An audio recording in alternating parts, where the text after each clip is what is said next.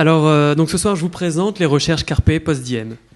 Les recherches explorent le potentiel d'une pensée déconditionnée du corps, et notamment son rapport au temps. Donc en fait, il s'agit également d'une certaine conception et une certaine représentation du temps.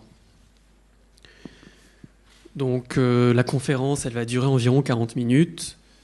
Je vais vous présenter dans un premier temps notre rapport au temps et l'implication que ça a sur la pensée et la langue qui permet de travailler la pensée. Ensuite, on verra les ambitions des recherches Carpe Post Diem et on rentrera un peu plus dans le vif du sujet en regardant cette représentation du temps basée sur une notion de dimension et donc un principe d'équivalence temps-dimension.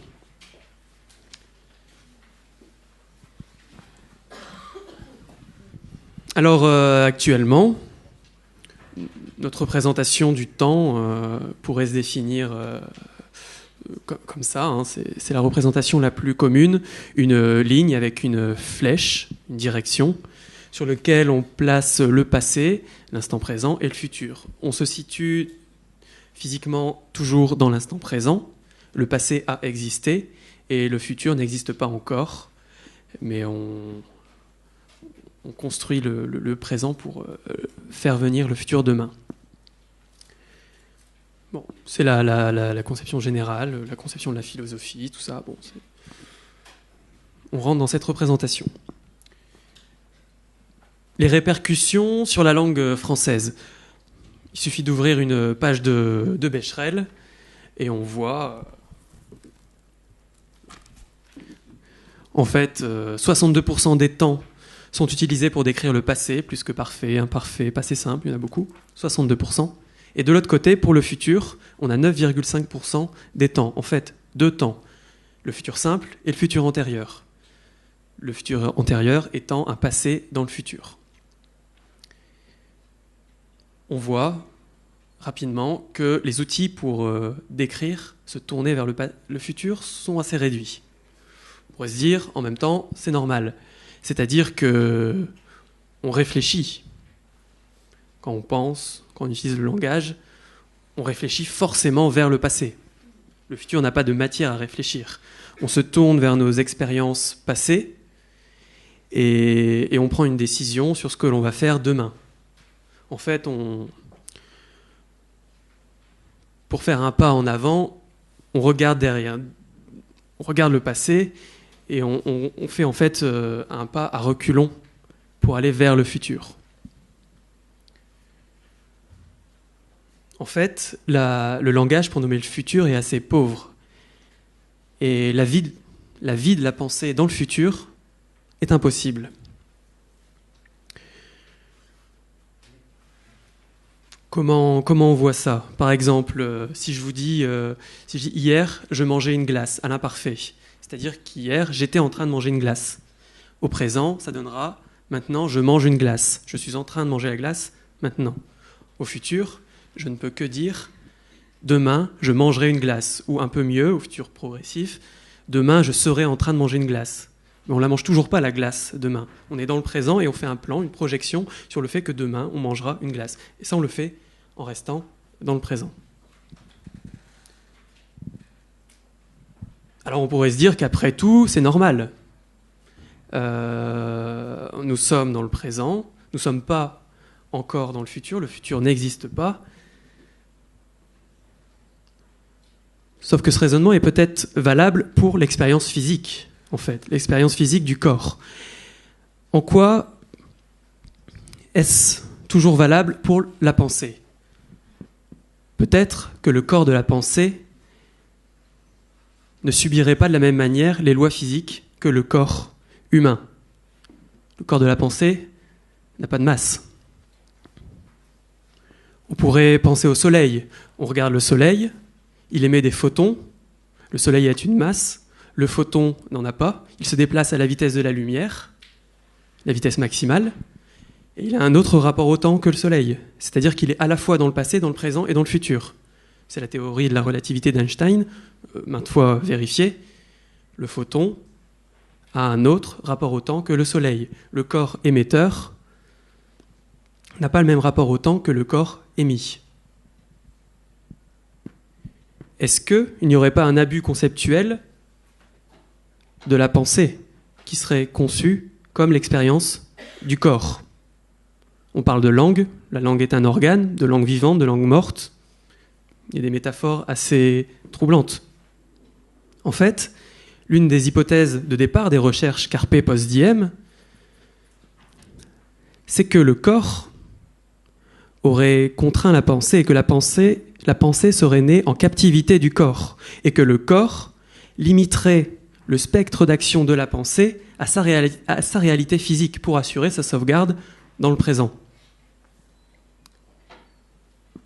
En fait, en appliquant une physique à la pensée qui serait liée aux objets qui ont une masse, on lui appliquerait peut-être une physique inappropriée, mais surtout, on lui applique une physique qui date du XVIIIe siècle, de Newton, alors que maintenant, par exemple, toutes les théories quantiques, qui sont aussi expérimentales et vérifiées, ouvrent sur beaucoup d'autres notions de non-localité, d'intrication. On pourrait imaginer d'autres choses pour la pensée.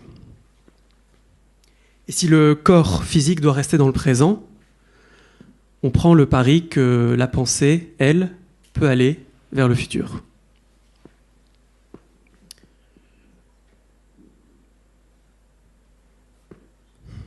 Donc maintenant, si on autonomise la pensée du corps, la pensée doit trouver un autre corps, une autre structure. Elle ne peut pas être dans le vide. C'est pour ça que les recherches Carpe Post Diem ont conçu une structure mentale dimensionnelle pour fournir une annexe à la pensée, d'une certaine manière. Alors pourquoi pas? Vous allez me dire, le temps est une question culturelle, d'autres cultures conçoivent le temps différemment. C'est un problème culturel, effectivement, mais c'est un peu plus que ça aussi. C'est un problème bioculturel, c'est-à-dire qu'il s'agit néanmoins de quitter le corps biologique, d'avoir une pensée autonome du corps. Exactement comme le Soleil qui émet un photon. Le photon a un autre rapport au temps.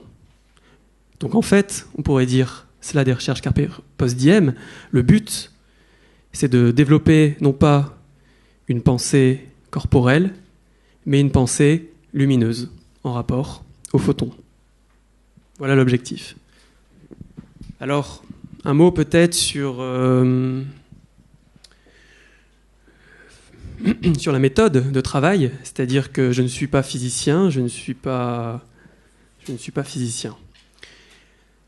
On prend le pari, dans les recherches Carpe Post Diem, qu'un bon dessin vaut un bon calcul.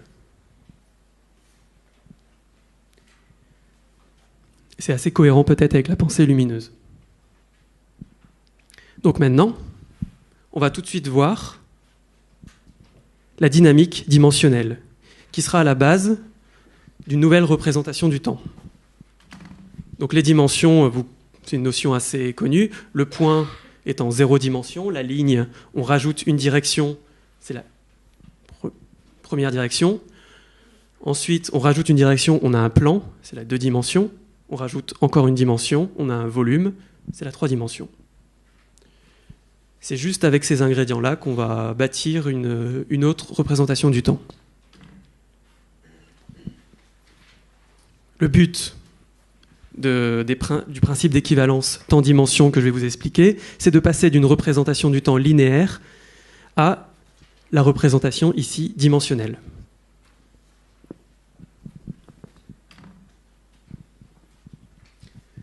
Alors, on n'a pas toute la nuit non plus, donc je vais vous parler de ces formules d'équivalence que vous voyez là. La première, Vmax de D est équivalent à D plus 1, de manière un peu imagée. Imaginons que nous sommes dans un vaisseau spatial et que nous allons très vite. Nous avons un photon à côté de nous qui va à la vitesse de la lumière, qui est de la vitesse maximale et qui est une constante. 300 000 km/s. Imaginons qu'on aille très vite, à 299 000 km/s. On a donc le photon qui va à 300 000 km/s de nous. On se dit, on accélère un petit peu et on double le photon. En fait, non, c'est une constante. Donc ça signifie que le photon, même si on est à 299 000 km/s de nous, il est toujours à 300 000 km/s de nous, relativement à nous. Ça, c'est la théorie de la relativité d'Einstein. Là, j'invente rien et tout ça est très, très, très classique et très vérifié. Donc en fait, c'est comme si nous, le vaisseau spatial, on est un point, et on essaye de doubler une ligne. La lumière qui est toujours à 300 000 km/s de nous. Et un point ne peut pas doubler une ligne. C'est impossible. En fait, la vitesse max, donc la limite, le palier, c'est pas tant qu'on ne peut pas accélérer davantage, c'est qu'on est devenu une ligne. Une ligne est partout dans sa dimension dans l'espace. Elle ne peut pas aller plus vite, elle n'a pas à aller plus vite.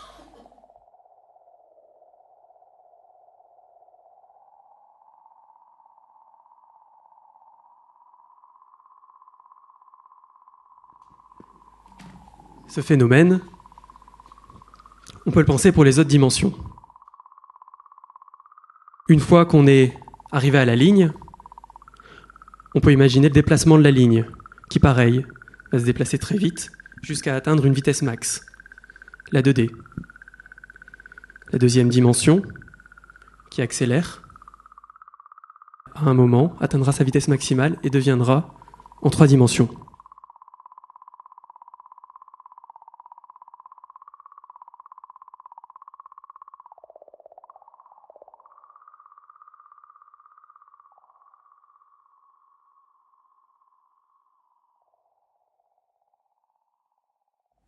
C'est un point qui accélère, qui devient une ligne qui accélère, qui devient un plan qui accélère, qui devient un volume. À chaque fois en franchissant des paliers de vitesse maximale. Ensuite, on a la deuxième équivalence. Delta T de D est équivalent à D facteur de delta P de D plus 1. P de D plus 1, c'est la pression dimensionnelle. Imaginez que vous êtes au fond de l'océan, vous avez la pression de l'eau qui vous compresse. Plus vous remontez à la surface, plus la pression est légère. Vous êtes à la surface, il n'y a plus de pression. Mais vous subissez la pression atmosphérique maintenant. Plus vous montez en haut de l'atmosphère, moins il y a de pression. Et quand vous sortez de l'atmosphère, il n'y a plus de pression atmosphérique. On a des paliers, ici l'eau liquide et l'atmosphère. On a ces mêmes paliers avec les dimensions. On pourrait expliquer ça avec l'expérience des horloges atomiques, donc une expérience vérifiée avec la théorie de la relativité. On prend 2 horloges atomiques très précises, il y en a une qui reste sur Terre, il y en a une qui va dans l'espace, qui voyage très rapidement, elle revient sur Terre, on compare les 2 horloges, celle qui a voyagé autour de la Terre indique un temps légèrement plus court. Donc, plus on s'est rapproché de la vitesse max, plus la durée était courte. En termes dimensionnels, c'est la pression qui diminue. Et c'est cette pression qui va entraîner le point vers la ligne vers le plan vers le volume. Et avec ces deux équivalences, D, c'est le corps de dimension D, moi. On prend le repère que le corps humain est un corps ponctuel en 0 dimension. Tout à l'heure, quand on essayait de doubler la lumière, on était à côté d'une ligne, une onde lumineuse en 1 dimension. Donc le corps D en 0 dimension subit delta de P de D plus 1, la quantité de pression que le corps a subi pendant la même quantité de temps. On exprime le temps en fonction de la dimension et de la pression dimensionnelle. Et le temps disparaît dans la deuxième partie. on va voir maintenant ce que ça donne. On reprend le repère que le corps humain, corps situé à un seul endroit de l'espace, est en 0 dimension. Le corps subit, il vit une succession d'instants. Des instants en 0 dimension également. On ne perçoit pas la seconde d'après. On perçoit cet instant-là.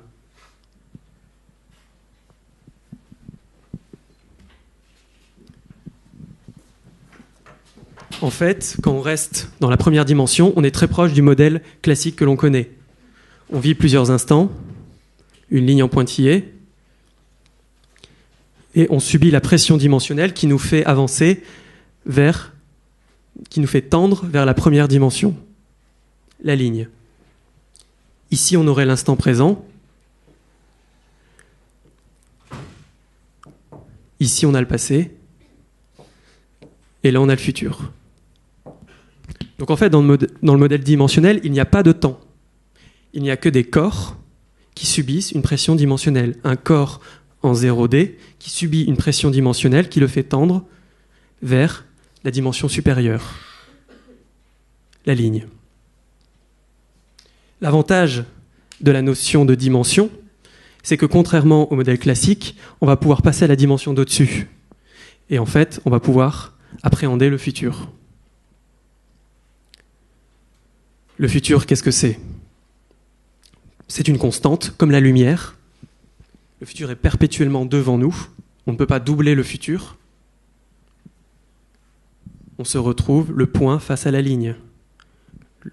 Comme quand nous étions dans notre vaisseau en essayant de doubler la lumière. Un futur, c'est une succession d'instants infinis. Une ligne d'instants. Mais un futur n'est pas le futur. Le futur, c'est une infinité de futurs possibles. C'est le principe du futur. Si nous étions en ce moment dans le futur, vous seriez ici, mais vous seriez aussi au restaurant, vous seriez aussi au cinéma. Mais dans l'instant présent, vous avez fait un choix et vous êtes venu à un seul endroit, ici en l'occurrence. Et les autres possibilités ne disparaissent pas tout à fait. C'est-à-dire que vous pouvez vous ennuyer, parce que vous auriez pu être au cinéma, ça aurait pu être plus intéressant. Vous pouvez avoir faim. Si vous aviez été au restaurant, vous n'auriez pas eu faim. Et tous ces regrets viennent du futur. C'est très important lorsque, ensuite, on voudra considérer le passé. En fait, les regrets ne viennent pas forcément du passé. Et d'un point de vue dimensionnel, le passé, mais on ne va pas s'en préoccuper aujourd'hui, le passé n'est pas vraiment le passé. C'est autre chose. Alors le futur, un futur, c'est une ligne. Et le futur, c'est une infinité de futurs, c'est une infinité de lignes. Et une infinité de lignes, c'est la deuxième dimension, c'est le plan. Donc en fait, le présent, c'est la dynamique du corps en 0 dimension, notre corps, qui tend vers une dimension, mais le futur, c'est une ligne en 1 dimension qui tend vers la 2 dimensions, vers le futur, pour construire le futur et l'éventail de possibilités du futur. De manière plus imagée, on a l'habitude de donner l'image du temps qui coule. On aurait une rivière avec des petites gouttes d'eau qui tombent. Mais dans le futur, c'est différent. Il faut plutôt imaginer la mer, c'est-à-dire des vagues qui avancent sur la plage. C'est une succession d'instants qui se déplacent. Ce n'est pas une seconde, c'est à la fois un passé, un présent et un futur, mais devant nous. C'est toute une vie qui défile et qui en crée d'autres. C'est ça la dynamique du futur.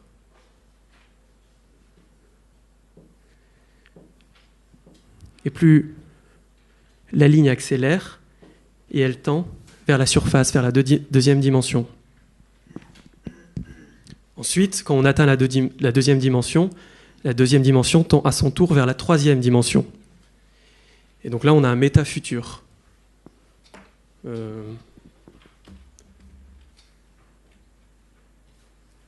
parler rapidement du métafutur. Bon. Pour avoir juste une idée rapide, là c'est la mélancolie de Dürer. Avec l'ennui métaphysique. L'ennui, c'est un rapport au temps, et on a ces formes autour, ces formes qui essayent de prendre forme, d'être en trois dimensions. C'est sûrement un moyen de casser ce rapport au temps, de combler ce vide. Le métafutur, c'est la 3D. Je vous donne juste cette image pour l'instant.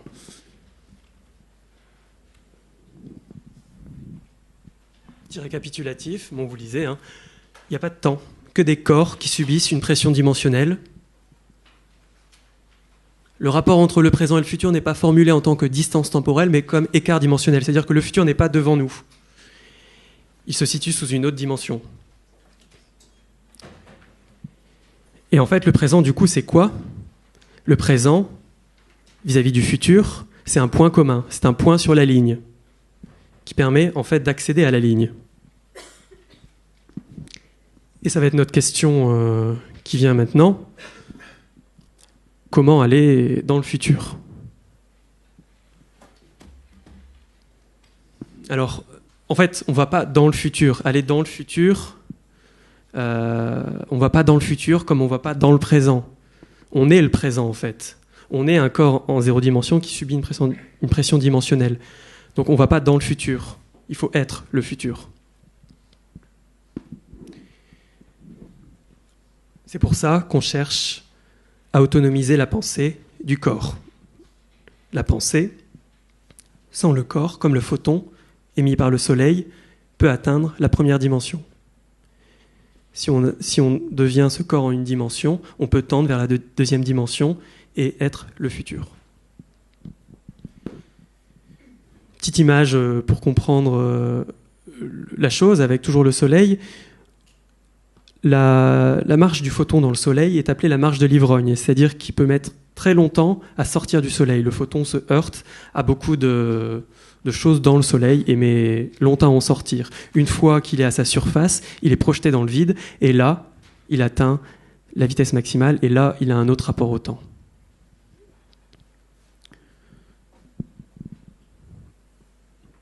Donc vous comprenez le parallèle avec la pensée qui en fait revient... Marche de l'ivrogne, on comprend tout à fait. C'est l'expression qui nous revient à nous.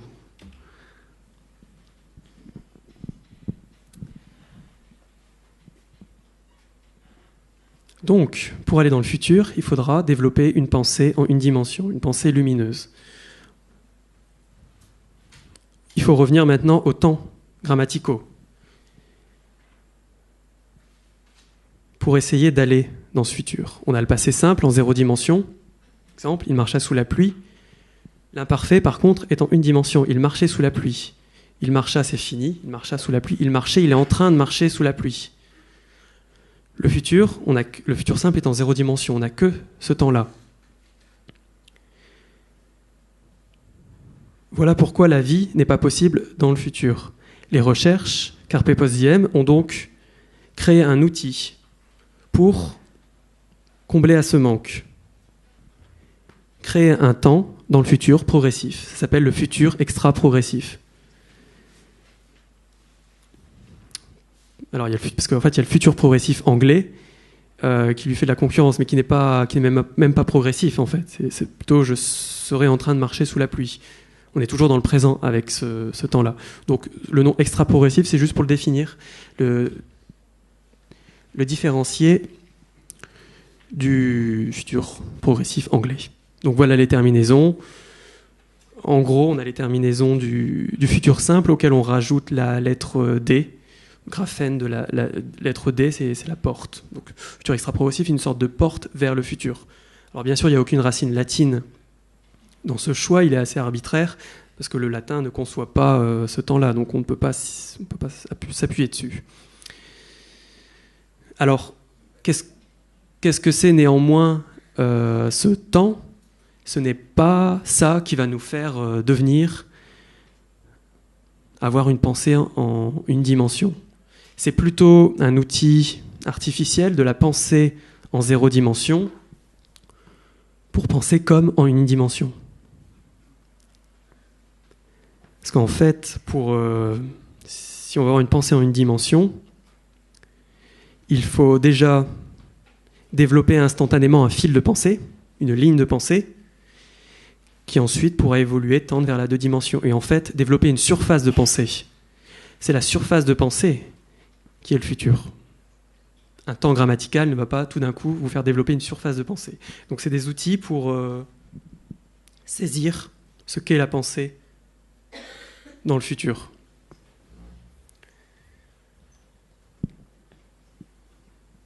Un petit exemple d'utilisation du futur extra-progressif.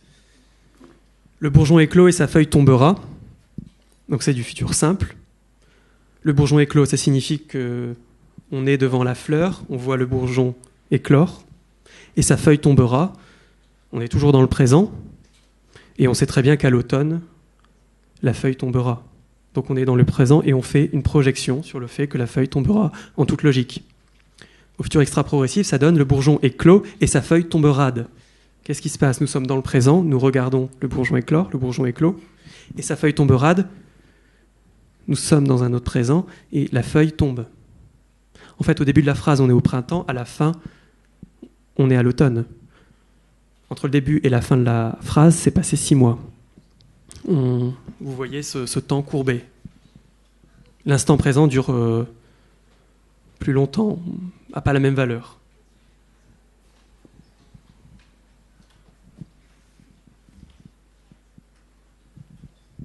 Un autre exemple. Il la regarde et l'embrasserade. C'est l'exemple du coup de foudre qui est tout à fait l'exemple, là par contre, d'une pensée lumineuse en une dimension. C'est-à-dire qu'il la regarde dans le présent et il est déjà en train de l'embrasser demain, par exemple. Et si la personne refuse de se faire embrasser, là c'est une rupture. Et on comprend bien ce qui est coupé, c'est la ligne dans le futur. Et on comprend par là comment... on comprend pourquoi ça fait mal une rupture, qui est en fait une rupture du futur. C'est pas du tout une rupture du passé. Et quand on sait ça, pour guérir d'une rupture amoureuse, on sait d'autant plus quoi faire. C'est-à-dire recréer une ligne de futur possible.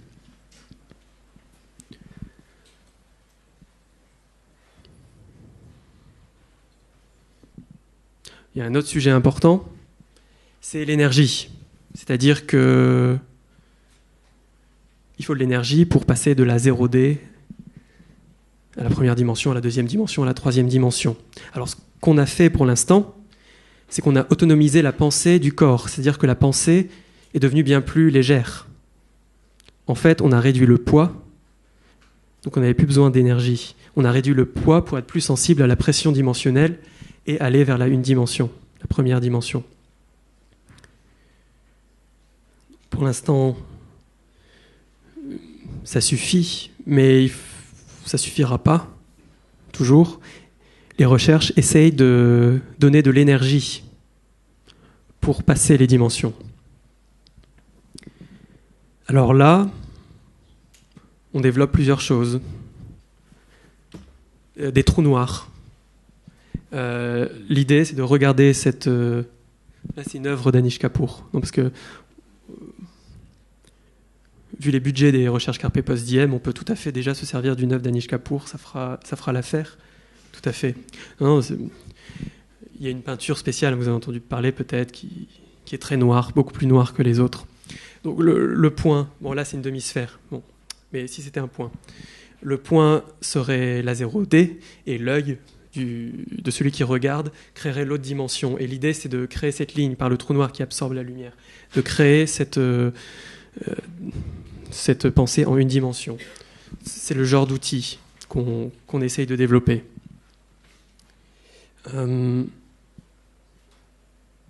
Alors après, il y a d'autres éléments. C'est-à-dire que, certes, avec le futur extra-progressif, on a un temps progressif en une dimension, donc on peut développer un fil de pensée, on peut avancer, marcher vers le futur, c'est le but. Mais le futur, c'est la dynamique du corps en une dimension qui va vers la deuxième dimension. Donc encore faudrait une sorte d'omniprésent pour se diriger de côté et créer la surface de pensée. Pour cela, on a un module basé sur l'espérance mathématique en probabilité. Espérance en latin, ça fait spers. Et par exemple, je mange une glace.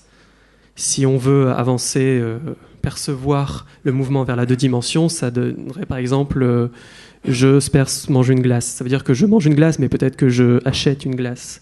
Je donne ma glace. Bref. Et on peut l'utiliser à plusieurs moments. C'est-à-dire je spers mange une glace. Ça veut dire que c'est pas forcément moi. Ça veut dire que c'est peut-être mon voisin qui mange une glace. Et peut-être qu'il la mange pas, peut-être qu'il la donne à son voisin. Ou je mange une sperse glace, ça veut dire que bon, je vais peut-être pas manger une glace en fait. Et ce module en fait permet de vriller une phrase. On garde le potentiel, la ligne probable, mais elle en dit en même temps beaucoup d'autres. Alors peut-être la question qu'on attend, c'est-à-dire alors c'est quoi l'avenir ? En fait, il n'est pas question, comme je vous l'ai dit, d'aller dans le futur. Ça n'a pas de sens vraiment. Il faut être le futur. Et quand on est le futur, on ne connaît pas l'avenir, on connaît le futur, c'est-à-dire toutes les lignes de futur possibles. Donc en fait, reste toujours à faire le choix, même si on connaît les futurs. Donc c'est pas vraiment le but des recherches Carpe Post Diem de connaître l'avenir, mais c'est bien plus d'appréhender le futur, de se diriger vers le futur, de faire l'expérience du futur. C'est pour ça que ça s'appelle Carpe Post Diem. Donc Carpe Diem, on profite du temps présent, mais Carpe Post Diem, en fait, on profite du futur, on est le futur. L'enjeu, finalement, c'est de passer d'un corps humain à une onde humaine. Et on est le futur. Alors c'est néanmoins très utile d'être le futur. Et ça répond à une partie de la question qu'est-ce que sera l'avenir. Mais nous ne sommes pas des devins dans les recherches Carpe Post Diem.